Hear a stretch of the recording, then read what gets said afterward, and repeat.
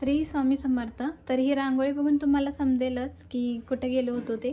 तर त्या अगोदर मी असा काही मेकअप केला होता.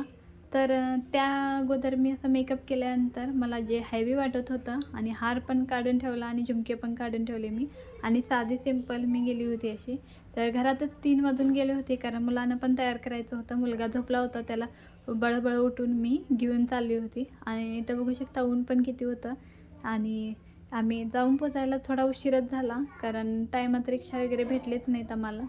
आणि त्या अगोदर म्हटलं एक कुपन होती ती काढून घ्यायची इथं, म्हणून काढून घेतली आम्ही कुपन. आणि इथं कुपन काढल्यानंतर आम्हाला समजलं की कार्यक्रम चालू झालेला आहे. आणि इथं बहिणीनं पार्टिसिपेंट केली होती, तर बघू शकता इथं.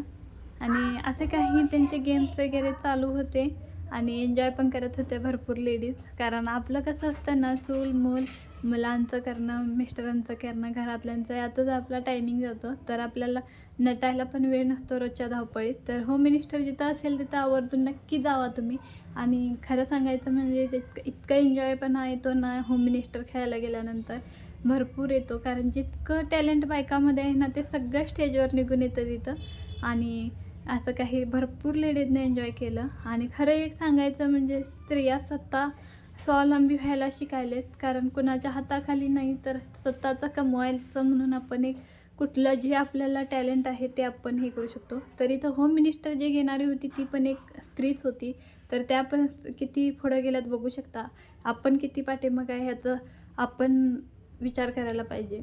तर लोकांचा विचार करायचा नाही की लोक काय म्हणतील, आपण हे चालू केलं किंवा ते काय. आता मलाच भीती वाटत होती की यूट्यूब चालू केलं आहे आणि माझा प्रवास कसा होईल, लोक काय बोलतील. पण मी आता सगळं इग्नोर केलं आहे. कारण जर लोक पुढं जात असतील तर आपल्याला बोलतातच. आणि नंतर जर आपण सक्सेस झालो तर तीच लोक आपल्याला वाह करतील. तर लोकांच्या म्हणण्यानुसार नका वागू. जे स्वतःला तुम्हाला काय पडतंय ना ते करून दाखवा. आणि तुम्हाला जर यूट्यूब चालू करायचं असेल तर रांगोळी वगैरे काढू शकता, मेहंदी डिझाईन येते ते पण तुम्ही बॅक म्हणजे आपल्याला बॅक दिसायचंच नाही हे कॅमेरामध्ये. तर आपण असे काही हे व्हिडिओ अपलोड करू शकता. ज्यांचं कुणाचं स्त्रियांचं कपडे वगैरे शिवतात ते पण तुम्ही अपलोड करू शकता. मला पण असं वाटलं होतं की माझे पण सुरुवातीला कमी सबस्क्रायबर होते, पण आता 92 सबस्क्राईब झालं. आपण आशा सोडायची नाही, जिद्दीनं चिकाटीनं पुढं जात राहायचं. कारण आपल्या मुलाकडे पण लक्ष जातं आणि आपलं पण टॅलेंट निघून जातं त्यातून. तर बघू शकता इथं सुंदर सुंदर असे परफॉर्मन्स वगैरे छान छान केले होते. कारण स्त्रीला जेवढा सन्मान दिला जाईल ना तितका खरंच स्त्रीचं जेवढं आपण कौतुक करतो ना तेवढं कमीच आहे. कारण स्त्री ही कुठंच हरत नाही, किती खचली तरी ती चेहऱ्यावर कधी दाखवून देत नाही. तर इथं मी सगळे हे जे काही सांस्कृतिक कार्यक्रम होते सगळं बसून आम्ही एन्जॉय करत होतो, मुलगा आणि मी. तर मुलगी जी आहे ती गार्डनमध्ये खेळण्यासाठीच बाहेर होती.